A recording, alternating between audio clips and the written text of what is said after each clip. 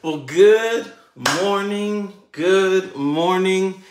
my fellow transition champions, my agents of change. Listen, you guys have been absolutely showing out. It is incredible the response that you guys have been giving to these videos, the input, the comments, the sharing. I'm truly thankful. You know, it shows a level of appreciation. You're tagging in your friends, you're tagging in your people, and it is absolutely incredible. I think yesterday we set a record, right? Almost 500 people viewing this. Oh man, we had close to almost 900 comments to these videos. I mean, you guys are showing out. And that does everything. It fires me up. It gets me excited. It gets me pumped up to come and to just pour out my best, man. Someone asked me earlier on in this process, like, Pastor Brian, who's your accountability partner? And I said, here's the thing. All of you guys are. Just knowing that in some way God is filling me to reach you, it just fires me up. But you guys are all my accountability partners. Like, no, we're going to wake up. I'm going to be here because you're going to be here. And I tell people all the time, there's nothing wrong with feeling like you're accountable to people. Like, I don't know where that concept got lost to where people become so self-centered that they feel like there's something wrong to actually be accountable to people. No, we should be accountable to people. Man, they give you that extra push when you want to just lay down. Like, you should treat your customer base, you should feel like you're accountable to these people. Like, I have this product to give. And I used to say this a lot when I was in music and just doing music. And it seemed like everybody was always like, man, I just want to create this new image. I want to create this new thing. And I used to always tell them, like, listen, I know you're thinking about creating this new image or becoming whatever that is that you're saying, but don't forget there are people who are already in your fan base, people who already love you for who you are. And it's so important that we never lose sight of the people who love us for who we are, what God is doing in our lives. Trust me, there is people who love you for who you are right now. And if they're not immediately surrounding you, it doesn't mean that something is wrong with you. It just means that there might be parts of you that you've been holding back because you're trying to figure things out. And I'm telling you, there are people who love you, people who care about you, people who value who you are. And we need to do better with sharing that and expressing that. And I'm telling you what, I'm here this morning because I feel as though you guys have expressed your love for Pastor Brian. And right, I'm back at home, as you can see, in the office at home. And so we had a safe flight back. And I'm just thankful to be able to continue to do this work, right? You guys know it, no days off, right? Because everything has to change. Everything has to change. We are champions of transition. We are change agents, and we are here because we truly believe that God is going to do something in this hour, empower us to be people in this moment that will be able to experience overflow in 2023. Put overflow in the chat, overflow in the chat, overflow in the chat. Put it in the chat. We are going to overflow. We're not going to have anything left to the side, but we're going to present every part of us for God to use, because guess what? It's that time. And I'm so excited, as you guys know. And so I just take a moment just to chat up, to let people get in before I get started. But I love to start with the scripture. And this one I'm reading from you today is 2 Corinthians 3. And verse 18, it says, so all of us who have had that veil removed can see and reflect the glory of the Lord. And the Lord, who is the Spirit, makes us more and more like him as we are changed into his glorious image. What are you saying, Pastor Brian? It's saying as we go from glory to glory, we are expected to change. Like, change is a part of going from one level of God to the next level of God. And it says we are changed into the image of Christ. And so every day we are being changed more into the image of who Christ is. And that's why at every point, at every opportunity, you should be asking yourself, what about me should be changing right now? Because in order for me to go from glory to glory, I must be changing. And we started something yesterday that I'm fired up, that we're changing our mentality. I don't change because things have gotten bad. I change because the good has arrived. I change because next has arrived. I change because new has arrived. We're going to kill that old mentality that is really toxic and it's trauma-based, that says until I feel beaten down, until I feel bruised, until I feel overwhelmed with the emotions that I can't handle, until I reach that moment, I won't change. No, we're killing that mentality. We're killing that outlook. Like, no, I don't change because I've been hurt. I don't change because I've been lied on, cheated on. I don't change because I've reached moments that I emotionally cannot handle. I change because new has come, new has arrived. I change because God is taking me from glory to glory, from good to better, from next into another place. Like, we change because good has arrived. And I saw this down in the Bahamas. Shout out to the Bahamas. So in love. And they're back on this morning again. Love to see our Bahamian family in the chat, right? But I was watching the buffet operation, and when you're at a good buffet, buffet, because when the fresh has arrived, they just throw away what's been there. It doesn't mean you can't eat it. It doesn't mean that there's something wrong with it, but they have a new, fresh pan of what they have prepared. And so because they have a fresh pan, they get rid of the old pan. What are you saying, Pastor Brian? Some of y'all have been to some buffets where they take that old, they push it up to the front and put the new behind. You know what people do? They reach over it and grab what's behind. Why? Because everybody wants the new. It's not that there's something wrong with what was there. They just want the new. And I'm telling you, that is how God wants you to reach for your new. The same way you do at a buffet line. If you see them bringing a fresh pan, you are not going to eat the pan that's there. And if you've been eating out that pan that's there, I'm raising your standard right now. Don't eat out that pan when there's a pan that's coming. Don't allow them to push the old and put it in your plate while they're piling new into a new one. No, who does that? Like, no, the old, no, get that out of here. The new has come. And that's how you need to have the attitude about your everyday life. Like, I'm not going to just finish this because it's sitting here. And I'm not going to let you put this on my plate because you want me to finish what's left over before we tap into the new. No, give me that new pan. I'll wait on that new pan. Put a pan in the chat. Put a pan in the chat. Like, listen, no, I'll wait on that new pan. But I love this so much. Why? Because it reminds us that it's a part of our kingdom operation, that God has taken us from glory to glory, from new to new, from good to better. That's our mentality. We're not waiting on things to break down before we realize change needs to happen. No, we're being proactive about the fact that every day we should be changing. Listen, I'm so excited. Put some coins in the chat. The coin stands for change. Put some coins in the chat. The coin stands for change. Like I say again, it's not because of what I'm saying. It's going to be because of what you do with what's being said, right? Listen, you're going to change not because Pastor Brian is coming on here and bringing something that is mind-blowing. No, I'm just coming to stir you up so that the spirit inside of you, you'll respond to in a fresh way. You'll be like, you know what? I heard what God said to me as this session was happening. I heard God speak to me as I was writing down these notes and taking these principles. And now you understand that, listen, even when I pray over it, if I don't take action about it, I will remain the same. You can pray over whatever you want to pray over, but if you are not willing to pick up that plow and push it forward without looking back, as the Bible says, then what are you doing? You're wasting your time. And you guys know how I feel about time. You're not wasting my time, so I'm not going to waste your time. You're getting up at 6:30, so I'm going to respond accordingly. And I'm telling you right now, like, listen, we just got to get rid of that old mentality and pick up this new attitude that says, if I'm not making choices, then nothing's going to change. If I'm not actively making decisions that are different than the ones I made yesterday, then nothing is going to change. Like, it's going to be the same. It's going to be the same. Like, it's going to be the same. You know?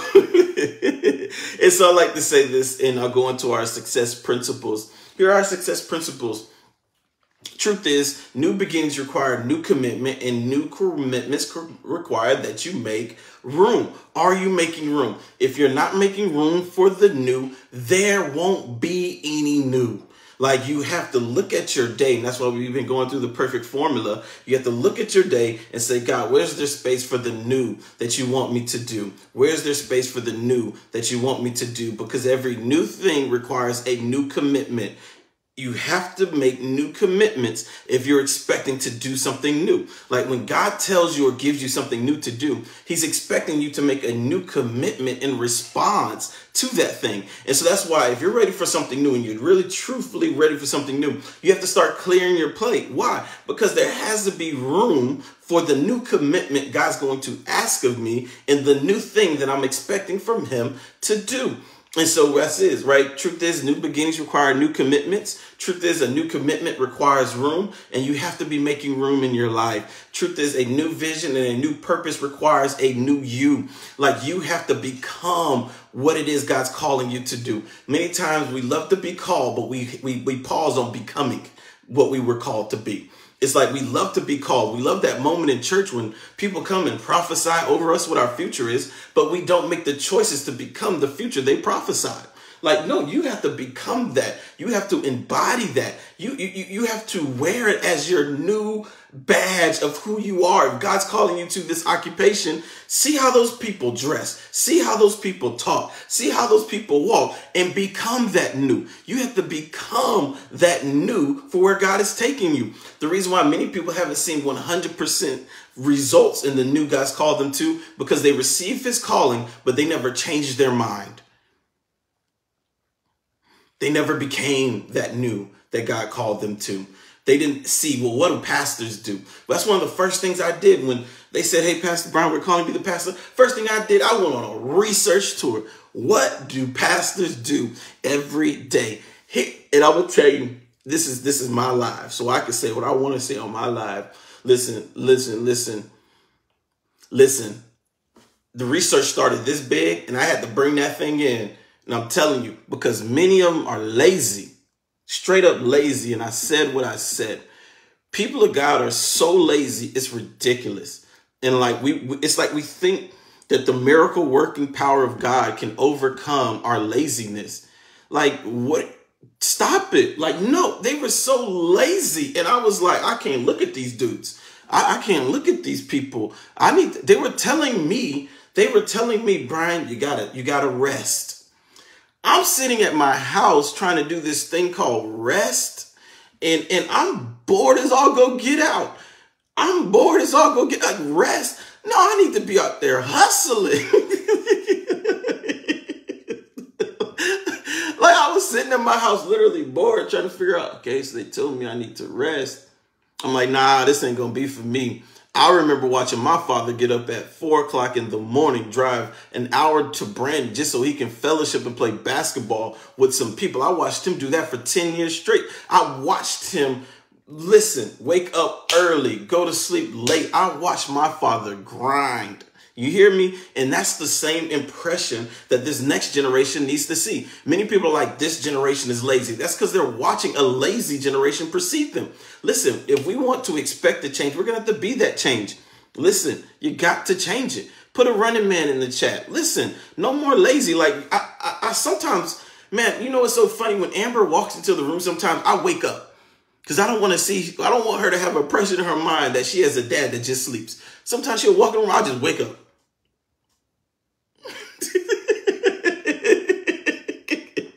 Some of y'all like, Brian, that's so minute. No, listen, it's those little mindless moments that we don't think that causes us to stay in traditions. And that's why another one of our principles is one thoughtful moment is worth more than 1,000 mindless traditions. One thoughtful moment is worth more than 1,000 mindless traditions.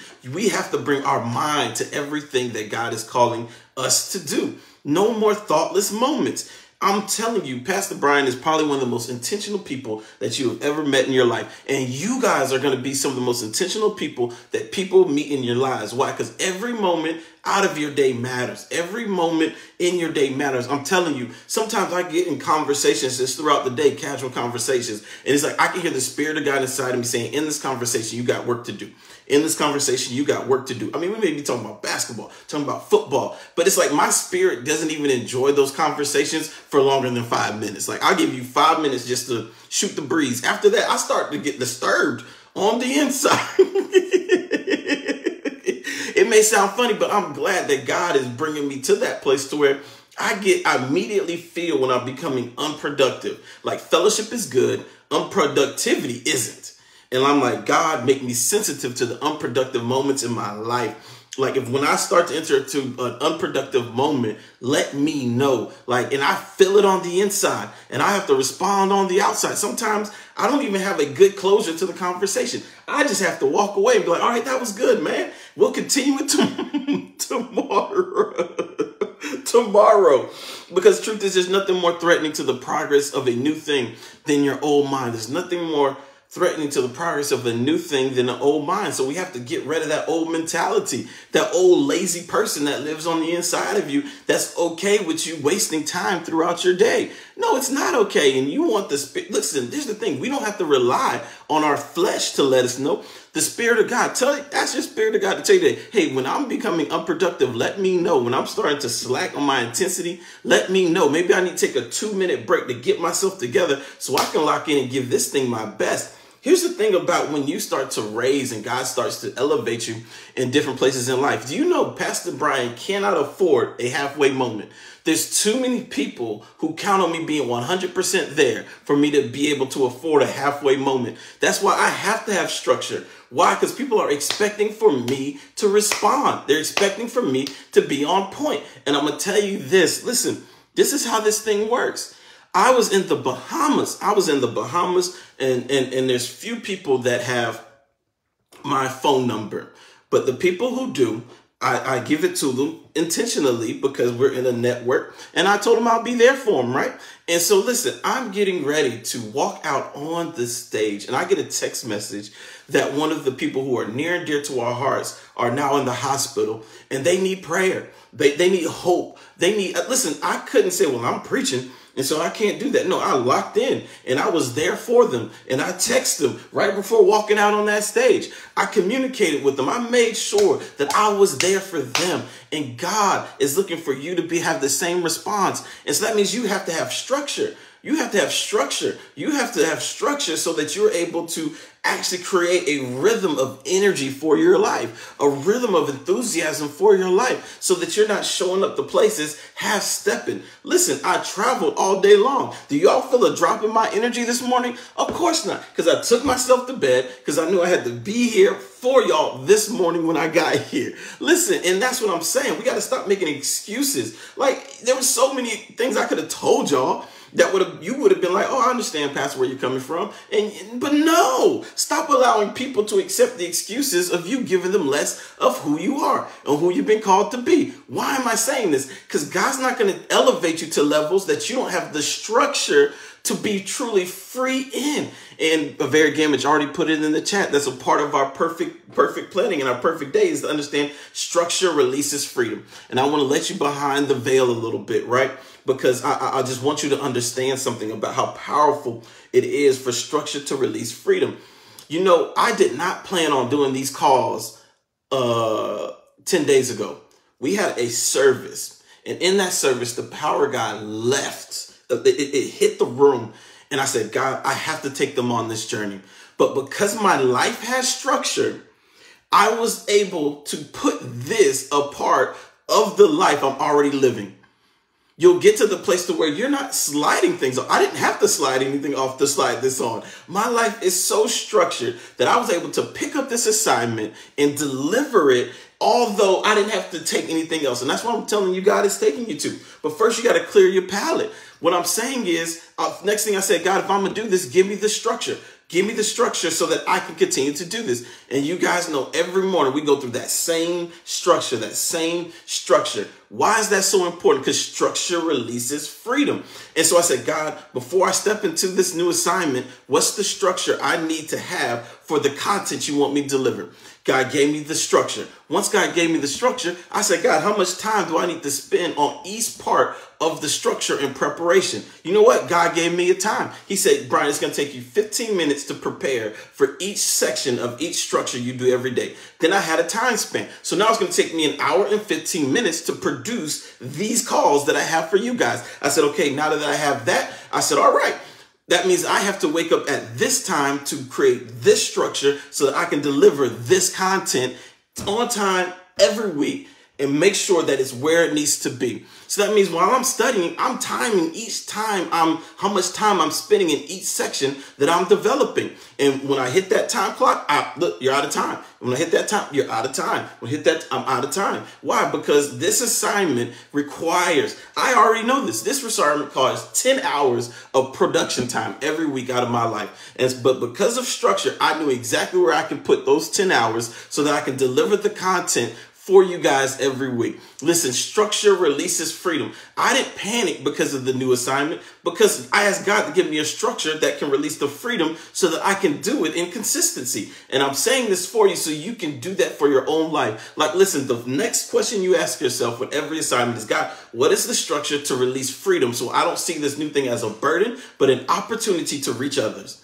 Listen, I'm working it today, but our strategy has 4 parts: a purpose, a picture, a plan, and accountability. And I'm telling you right now, this is going to be powerful. So powerful that I'm like, I think I'm going to do it in a separate videos that you guys can have so that you can see how to take the notes you've been taking and the journals I told you guys to get that you've been writing, journaling from what God is speaking to you. We talked about, journaling at night. We talked about journaling during the day. We talked about journaling from your purpose book, journaling from your Bible. We talked about journaling from the Perfect Day Formula book. Listen, we talked about that, and I'm serious about this. Journaling from your place of vocation or career book, journaling it. You're going to need to journal these things, because for what we're doing next, you're going to need this content for what this next piece is going to be. So if you need to catch up, which nobody should be playing catch up, get catch up out of your life. We already talked about procrastination. Procrastination isn't a decision. It's a power working against your progress.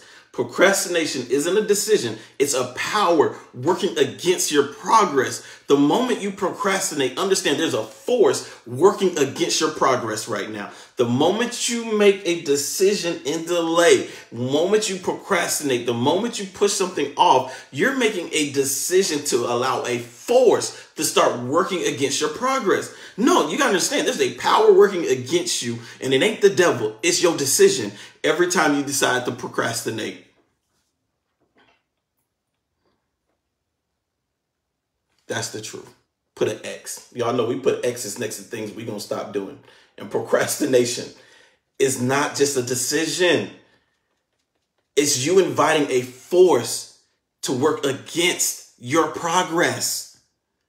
Like when you decide to procrastinate, you're saying, I am okay with allowing a force to work against my progress in life.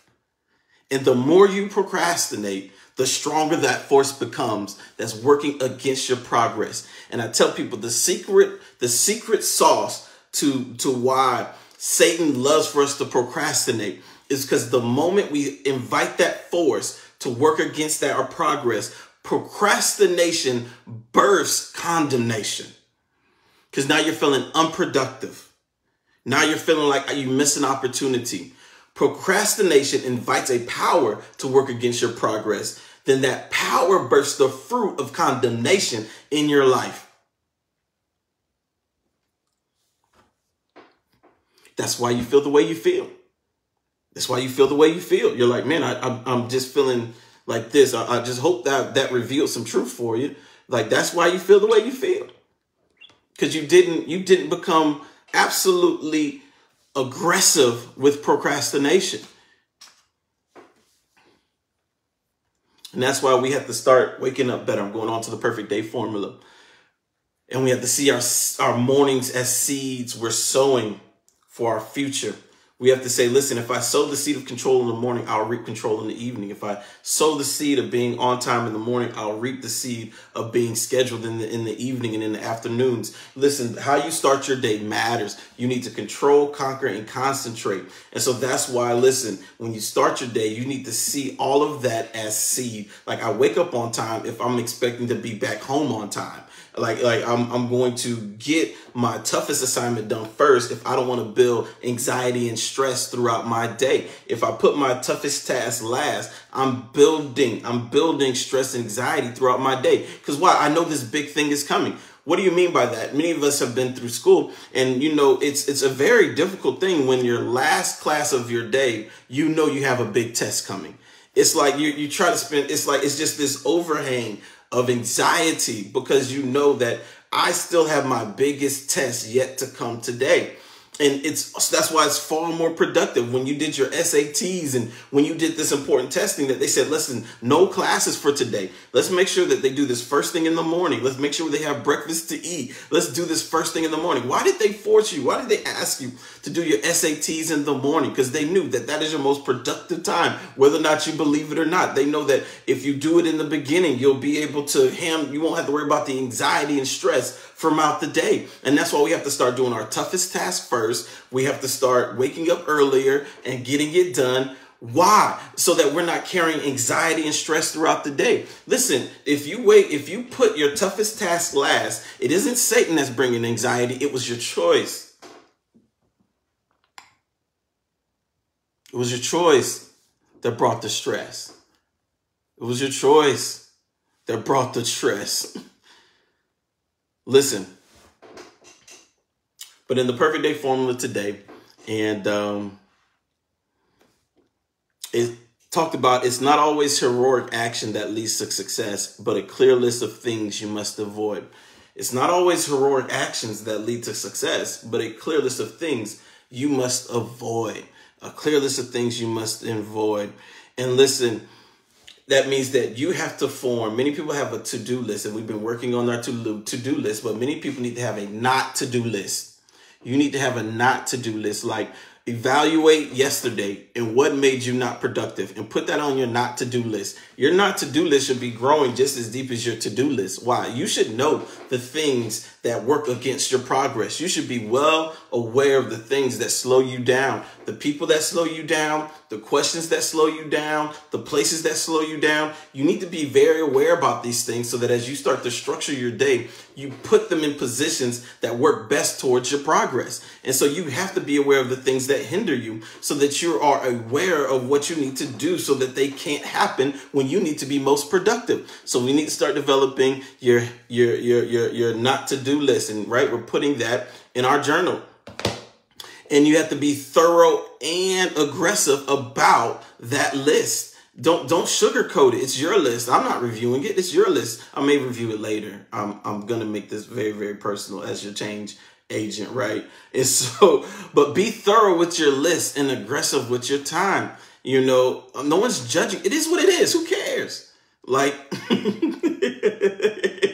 who cares? You know, failure starts when you allow your worst behavior to become your habits. And that's why we're going to make a not to do list. Why? Because failure is the result of allowing your worst behavior to become your habit. This is big. So I'm going to say it again. Failure is the result of allowing your worst behavior to become your habit. And that's why we're capturing a not to do list. Because if I'm capturing my worst behaviors and I can see that I'm repeating them, then failure is what's next. Failure is a result of repeating and allowing your worst behavior to become your habit. Like it's simple. Failure just doesn't show up. Failure is your decision to allow the things that don't progress you to become consistent. I'm going to say this again. Failure is the result. It's not a mystery. Failure is the result of allowing the things that don't progress you to become most consistent about you. Somebody put an X in the chat. Somebody put a mind blown in the chat. Just somebody like, boom, that's it. That's it. I'm logging off, Pastor. I'll come back. But that right there just blew my mind. And Satan is hoping that you remain unaware of your worst habits so that way they can stay consistent. Like Satan wants you to be so unaware of your worst habits so that your worst habits are consistent without you being aware. Because if your worst habits become consistent, then you will, that's failure. Failure is simply allowing the worst habits to become consistent in your life. If you feel like you're failing right now, that's because the worst habits, your worst behaviors have become consistent. Why do I say consistent? Because honestly, you would be okay if it was every once in a while. If you woke up late every once in a while, you would be okay. But the problem is you do it every day. The problem is you do it 5 days out of 7. Like it's winning. Like your worst behavior is more consistent than your best behavior.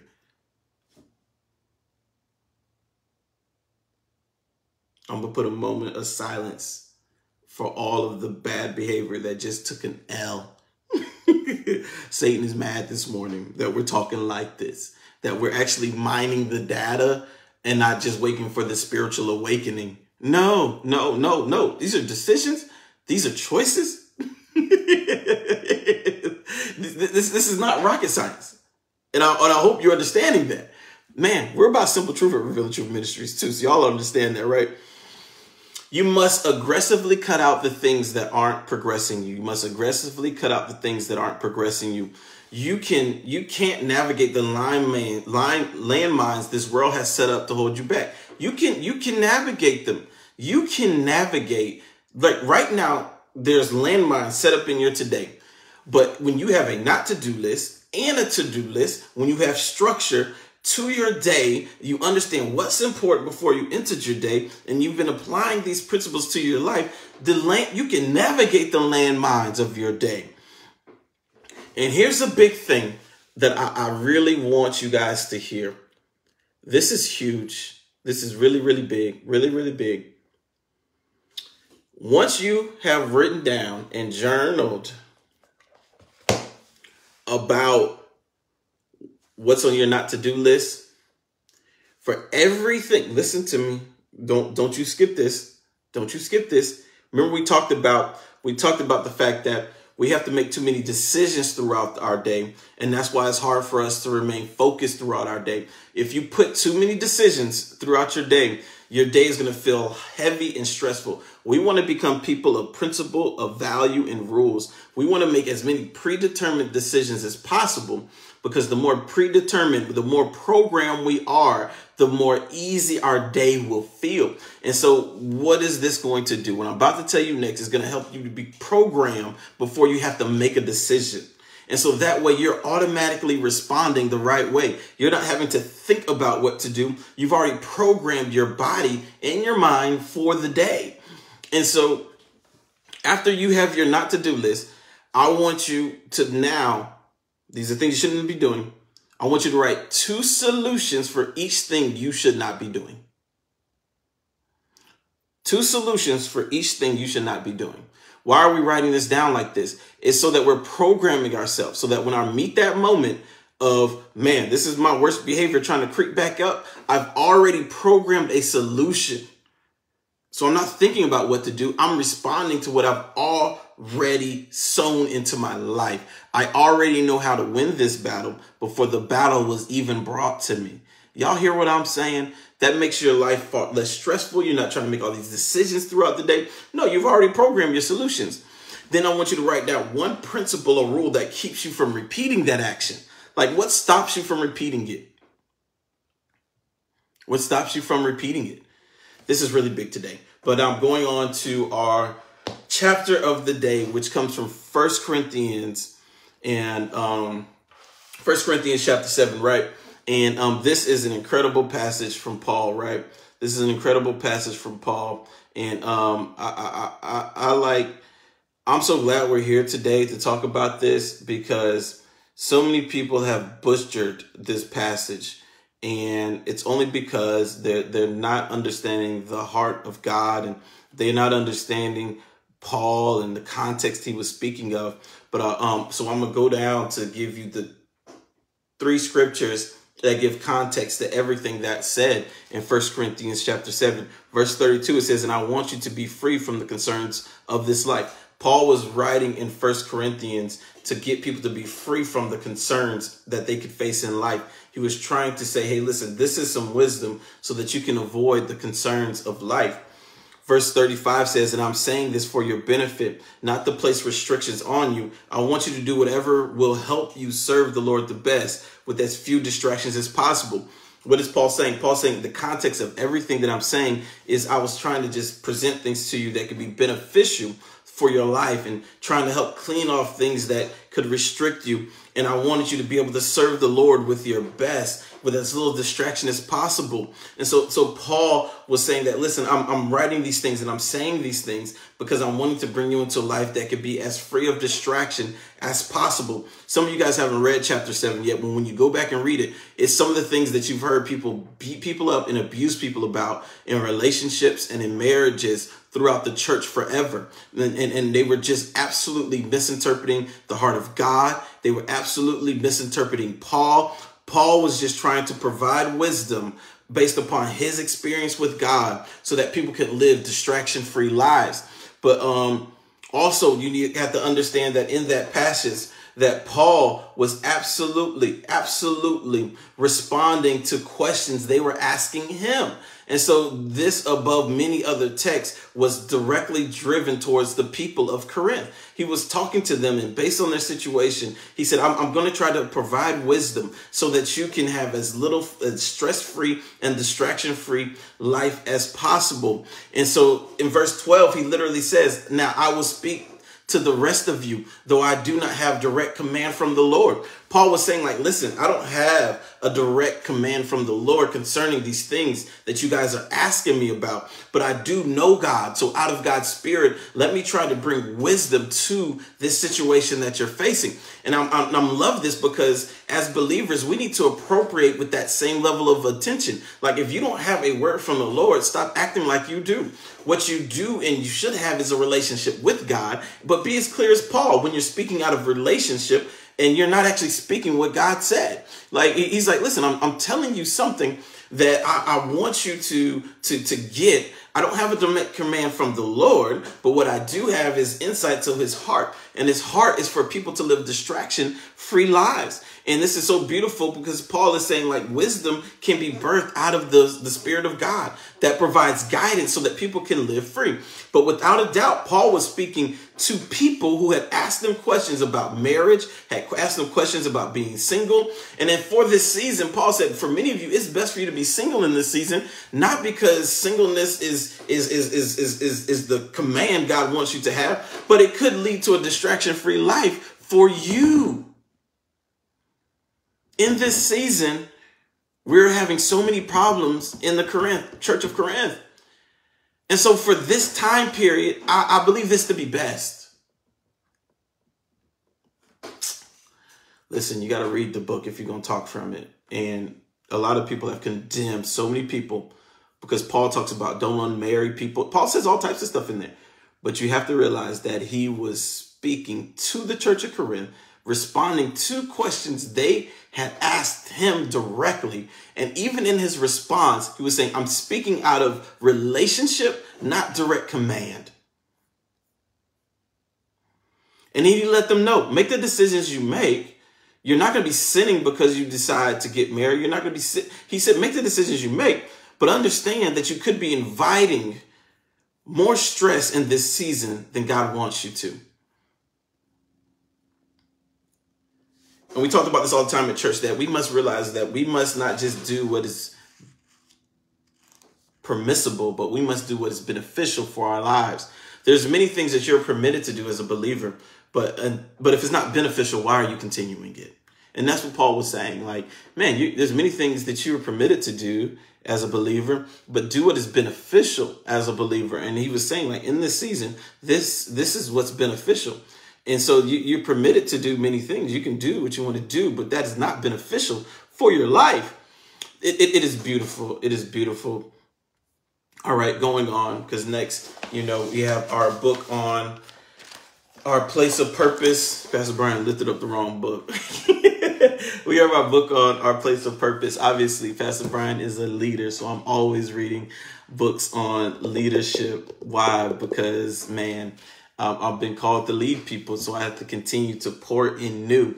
And I'm telling people that, listen, if whatever, you need to have a book that is in your place of vocation or the place God's calling you to. You need to have a book on that. Then also, you need to have a book on purpose. If you don't know, like if you're like, man, I'm trying to figure out where God's taking me. There's some powerful books on purpose. My sister actually has some incredible content on purpose. Another one that's really good is Divine Direction. That is a good book on purpose. But the point is to say that, listen, at every point in every point of your life, you should be consuming content that is moving in the direction that God is taking you. Why? Because we keep saying we know that our minds need to have new thoughts and we need to be renewed, but we don't even have a steady source of those thoughts coming in. Reading these books and reading the chapter of the Bible a day, doing these things, make sure that your mind always has new content to consume so that the spirit within you has something to work with, right? And so today, out of the book of Bigger, Faster, Stronger Leadership, we've been talking about in this chapter of failure and understanding that as a leader, we can't afford not to have solutions, and we can't avoid talking about moments that fail. Anybody on staff will tell you that I will tell them quicker than you realize that we failed at something. And not in condemnation. And it's hard. I'm going to tell you guys, this process has been hard simply because people are so used to people putting a spin on things, and people are so used to just manipulating things and calling them good when they weren't good. And so many people, they don't even understand how to accept the word failure. And I tell people all the time, it should be okay. Failure is not a bad word. The only time failure should be a bad word is if you intend on keeping and staying a failure. If you don't depend on having any success, or if you don't plan on changing that position, then yeah, you probably don't want to hear it. But when you're surrounded by people that aren't going to stay in it, then it's important for them to understand truthfully where they currently are. So as leaders, we can't avoid the word failure because we think it might hurt somebody's feelings, but we must raise the standard for them to understand the only reason that you should have a problem with failure is if you don't have a plan to succeed. But as a leader, you should be bringing a plan to succeed anytime you mention that something has failed. That's all people want to know. All right, we failed. So what are we going to do to succeed? And so that's it, right? But it's no point in putting a spin on it because you're losing organizational trust. You're losing trust in your family. You're losing trust in your business as people see you put a spin on reality. No one wants you to put a spin on reality. No one wants you to manipulate the truth. Let's just put an X to ending that, and let's end it. We're not ashamed of failing because we have the Holy Spirit living on the inside of you. We're not afraid of missing it. My dad used to say it like this: if you make a bad decision, make another decision. It's pretty simple, right? Like, you should only be ashamed of places you plan on staying. But if you plan on growing from there, it's okay. Like, it didn't work. And a lot of times it's hard for us to bring new people into our lives and have the wrong people exit our lives because we're afraid to say that what we were working on failed. No, it failed. And so we came together to do a thing. The thing didn't happen. And so now we need to review if we need to be together doing this thing. Why? Because we came together to do a thing and it didn't happen. And so I'm not going to drag you into the next season automatically if you're not a part of the new solution. And so we got to listen. It's okay. It's okay. But then also it defines that when things fail, we should be looking at three things. We should be looking at three things when things fail. Was it the structure that failed, the system that failed, or my perception that failed me? The perception is so huge, and we talked about that yesterday. But when things fail, there should be 3 points that you review. Notice I didn't say people a part of any of this, because the first things that you shouldn't be like, that's not your first thought. But listen, as leaders, the last thing you do is blame others. The first thing you do is say you evaluate your structure. And if you don't have one, that's why you fail. You evaluate your system. If you don't have one, that's why you fail. If you evaluate your perception, like, was I seeing the goals clearly, or did my goals come from a place of comparison?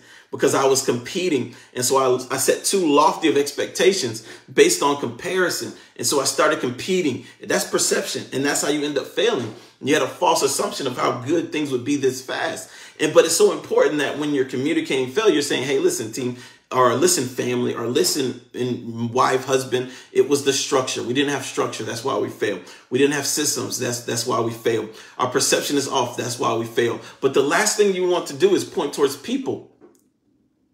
Now, if it's people, because you realize it wasn't the structure, it wasn't the system, it wasn't our perception, it was us, then that's why you're here.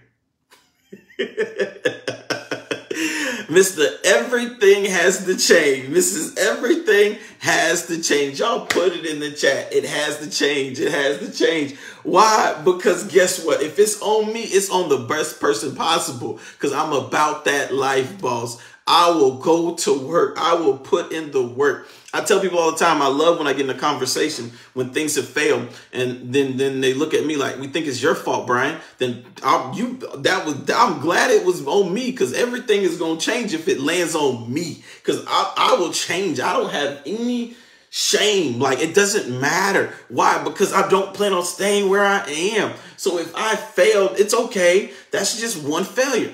We all have heard the stories, man. Many people have failed so many times only to brush themselves off and succeed later. So it's okay. I don't plan on staying here, and I plan on changing everything. I don't defend it either. Like, bump that. I'm not defending what failed. You look crazy defending failure. Like, oh, I did my part. Who cares? We failed. And you got to get rid of the people who are okay with something failing as long as they did their part. Like, I don't care. Like, it's irrelevant. Like, it's irrelevant. Like, those people are so toxic. I'm trying to tell you, those people are toxic. They're full of drama and drama. The people that are okay with everything succeeding and with everything failing, and the first thing out their mouth is, I did my part, get rid of those folks and challenge them in that moment. You challenge them in that moment and say, hey, listen, that is the wrong perspective. That is the wrong attitude. And I'm telling you this. I'm telling you this with as much passion as I can. There is nothing that will be more cancerous to your progress than a self-centered attitude. And so you must address that thing with aggressively when people stand up in your midst and shout their success in the middle of a team's failure. That is no, you better sit your behind down. Just think about the perspective we have. If Tom Brady, the Bucs are sucking right now, right? The Bucs suck, right? And so if Tom Brady went to the interview and was like, but I got 7 Super Bowls, so it can't be me, we would be like, if you don't get that cancer off of that team, like, we don't care about your success in this moment. We don't care about your Super Bowl rings. We just lost. The team would not let him on the team playing. Why? Because you just put your personal performance over the team's progress. That is not okay. Don't allow it in your relationships, and you do not allow people to shout their personal progress in the midst of a team failure. That is cancer. That is cancer. Listen, when you experience organizational disappointment, speak the truth without spin. Listen, avoiding the painful truth for a day, a week, or a month does far more long-term damage than it does short-term good. Listen, avoiding the truth just brings the short-term sense of emotional okayness, but the long-term good is in danger. So when you're sitting in that moment and you're like, I'm going to spin this to make it sound good because I want everybody to feel good. Listen, you're exchanging momentary emotional good for a long-term true good. Like, you're saying, because I want no one to cry in this moment, that I'm going to exchange our short-term feelings for our actual long-term substantial good. Like, no, like, I'm not going to do that. I'm not going to pacify you in this moment, knowing that the pacifier is going to have to come out your mouth. Like, listen, like, if you're not okay with the reality of where we are, then you're not going to be okay with what it takes for us to get out of where we are. Listen to what I'm saying. Listen to what I'm saying. When people aren't okay with the reality of their conditions, they will never wear the conviction it takes to get out of that hole. When people aren't okay, listen, In order for you to dig out of a deep hole, you have to have incredible conviction. Where does the conviction come from? It comes from me actually evaluating who I am, where I am in absolute truth, taking the veil off and saying yourself truthfully. And so that's why we can't sugarcoat problems, because if you sugarcoat problems, you cap the passion needed to progress for the next season. If it's a deep hole, people need to know they're going to be climbing for a long time to get out of it. But if you told them the hole wasn't as deep as it really was because you were just trying to sugarcoat the progress, they're going to be questioning you as they have to climb higher and higher. Like, I thought you said the hole was deep. Now they feel like they're being misled. They feel like they're being misguided. If the hole is deep, the hole is deep. And you need to tell people how deep the hole is, because that's the only way to wake up the conviction for them to come all the way out. If it's a long climb to the top, you need to know it's a long climb to the top. Bring a snack, baby, because you is going to get tired. We are deep down in it. And if you don't want to wear that, that's okay. I'll find somebody who's okay. There's many people that there's people who have a direct passion for restoring things, but not even being a part of the progress of. There are people who God has planted. Man, I feel a God on this one, right? So I'm going to pray. But God, I pray that you send people from the north, the south, and the east, and the west that don't have a problem with things being wrong, but have a passion for restoring things to their good. Send people who love to climb across these believers' lives. Send people who love to get in the dirt, who don't have no problem with no mess, and will help your people climb out. All those people that need a pillow in your life, man, get rid of them pillow people. If you're in a hole, get rid of the people who need pillows. Man, this ain't pillow season. Come back. Some people aren't prepared to watch a thing change. Man, I don't want to go too deep on that one. We'll talk about it tomorrow. But if this has been good, just put some fruit in the chat. Y'all know how I feel about putting fruit in the chat. Put fruit in the chat. Put fruit in the chat. Put fruit in the chat and let them know, Pastor, I've been eating good. This is good eating. This is good eating. This is good eating. And as you know, also, we should have a book on our spiritual progress. I told you guys, I'm reading Trust Me book by my father. But every one of you guys should have a book that is absolutely challenging you to spiritually develop. So we have our Bible, we have our perfect day book, we have our perfect formula for a day book, we have our book on our place of vocation, or where God's calling us to be, and we have that book. And so listen, you have 4 books that you're reading right now, and I want to read this to you, because what Pastor had been delivering about Trust Me is for us to realize that for absolute clarity, Christians have been called to judge everything according to the word of God. No more this soft Christianity. The truth of the matter is, as Christians, we have been called to judge everything according to the word. And it's what we've been called to do. But then Pastor says something.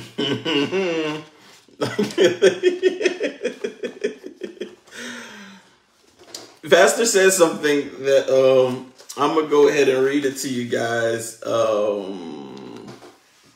because this is a load of truth, and anybody that knows Pastor Pope know he was about that truth, boss. He says, the only reason people want you to shut up about judging is because you are doing the very thing you're trying to correct. It's not condemnation when you are telling them in love that they need to stop because what they are doing is wrong.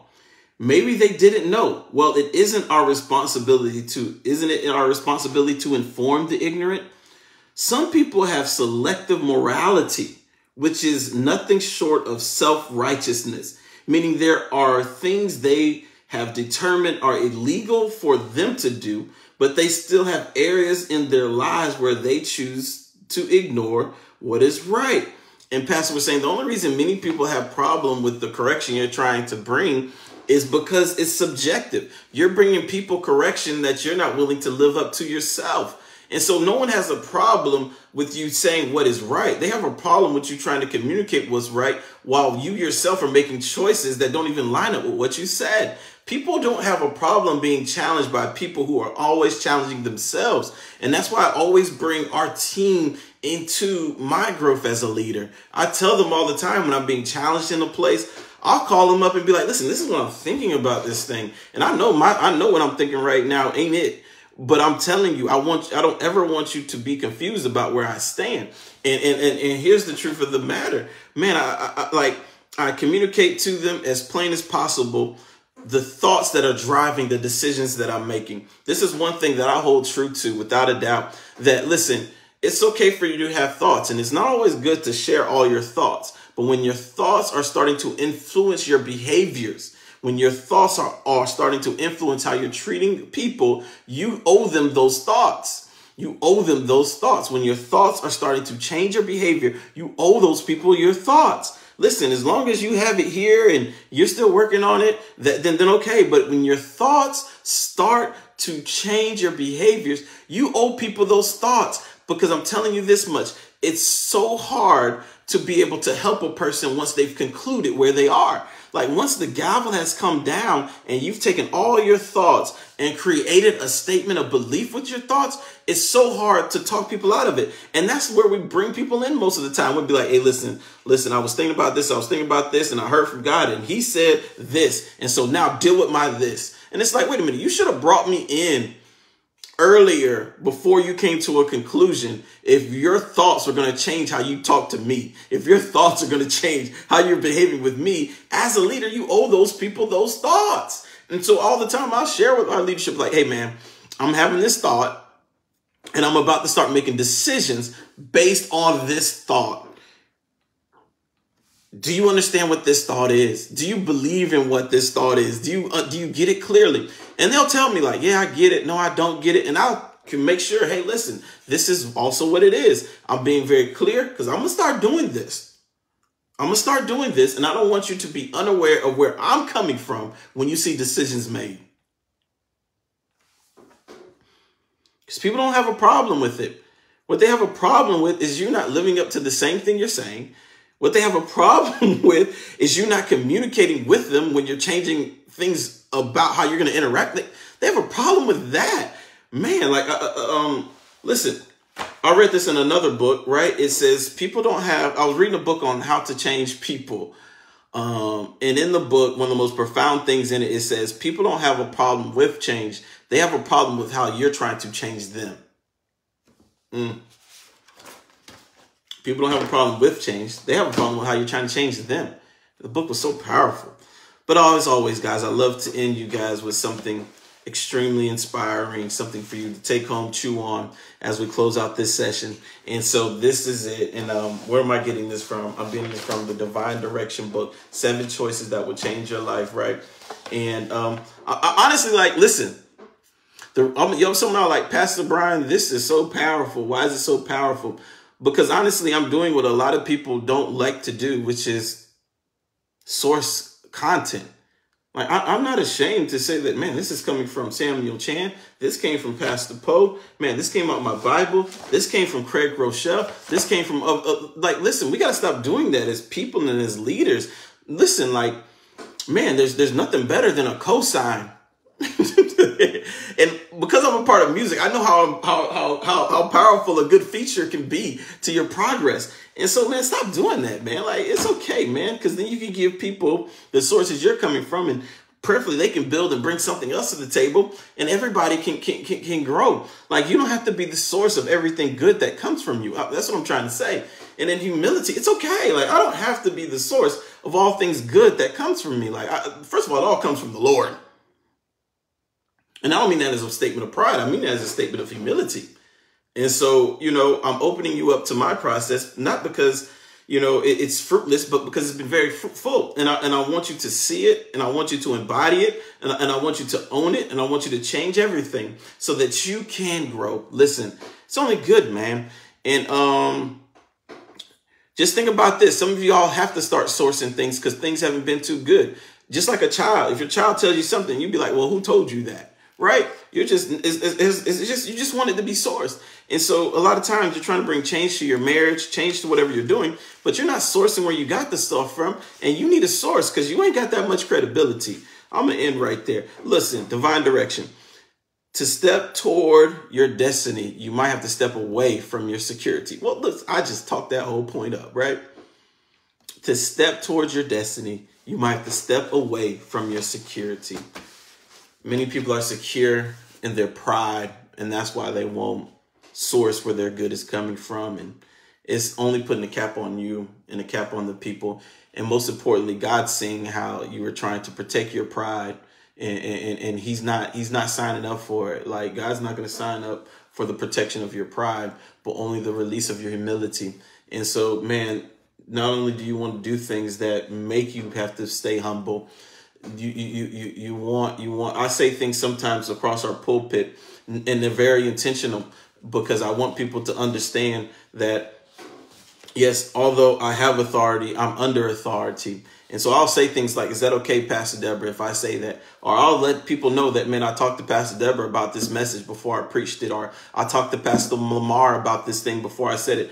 I'm saying those things intentionally, not because I'm just saying things, but I want people to understand that even though I'm in authority, I'm under authority. And even though I have the microphone, I don't treat it as reckless, that everything a part of me, I submit to somebody so that I can get divine direction, so that I can have a covering. Like, I just don't do that type of activity. And so I say those things intentionally when I'm standing up and I'm saying, hey, look, Pastor Deborah, is it okay if I keep going? Right? Is it okay if I say this? Is it okay to say that? I'm letting people publicly know that even though I have authority, I'm under authority. Man, I like we got to stop doing these things, man. These doing things, behaviors that's just protecting our pride. Like, why are you doing it? It's pointless. Listen, like, God's not going to help you protect your pride. And so, listen, just make as many things have as many principles and behaviors that make you have to walk in humility as possible. And so that's why I submit so many things, right? I submit my messages to people and say, hey, what do you think about what I'm saying? You know, some of the most powerful messages that I had to teach, and when I believe God was saying something to me, I'll call up Pastor George Matthews, and I'll preach the message. I'll tell him, hey, man, that's what I believe God's saying. What do you say? And I'll call up Pastor Tony Brazelton and be like, hey, this is the message I got to preach. What do you say? And man, oh man, it's so powerful. And, you know, I tell people all the time, like with Dr. Dollar and Pastor Taffy, man, I have such an incredible, it's humbling, man. You know, they'll text me and, you know, or they'll see me and they'll be like, I heard your message and it was good. You're going in the right direction. And man, like oh man, it's good to know that I have a life that's submitted. But I thank God for you guys, and I love you guys. And you guys know it's Mr. Good News, Mr. Have a Good Day himself, Mr. Change Your Life, signing off, but letting you know it's going to be a good day. And today is a good day to have a good day. Love you.